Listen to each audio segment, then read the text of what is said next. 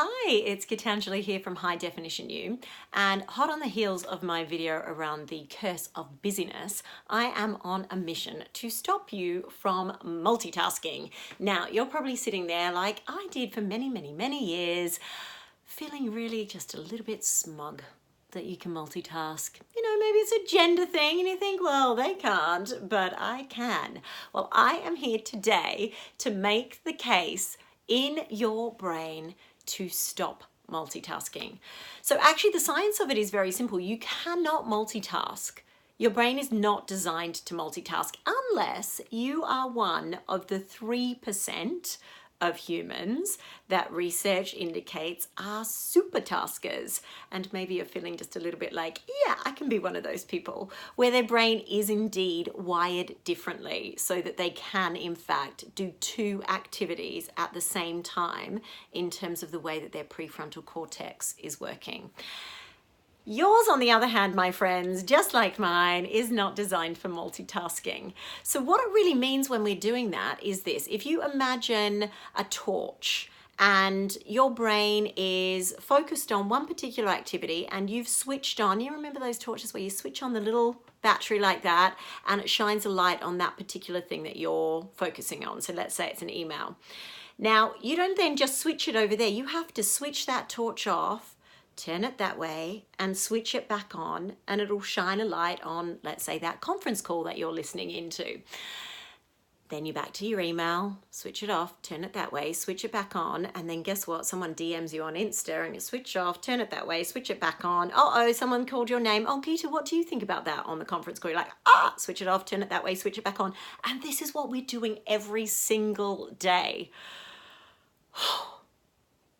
So if you are going home and you are feeling tired, if you are feeling fatigued, if you are feeling that kind of mild, like, oh, every day is just a bit draining, then one of the things I want you to do is to contemplate stopping this very destructive, somewhat honorable in a way, activity of multitasking.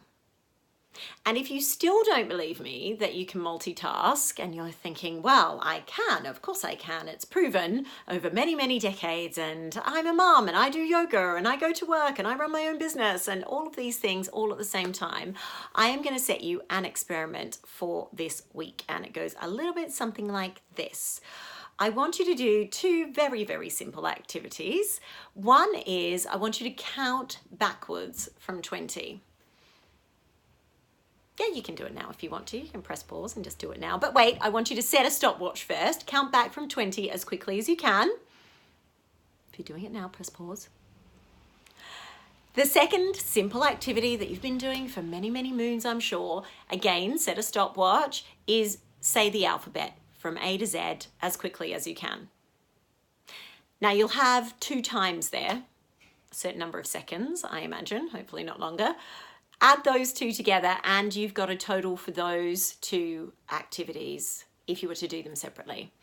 And now, my friends, what I want you to do is count backwards from 20 whilst saying the alphabet. So it goes a little something like this: 20A, 19B, 18C, 17D, etc. Now, I ran this experiment in a workshop I was doing recently around resilience, and it was very interesting because one of the participants had a Fitbit on and her heart rate increased so significantly in the experiment when she had to do both tasks at the same time that it was just immediately clear to her that kind of level of stress and agitation when she's multitasking back out in the real world, not in a workshop with me, was definitive.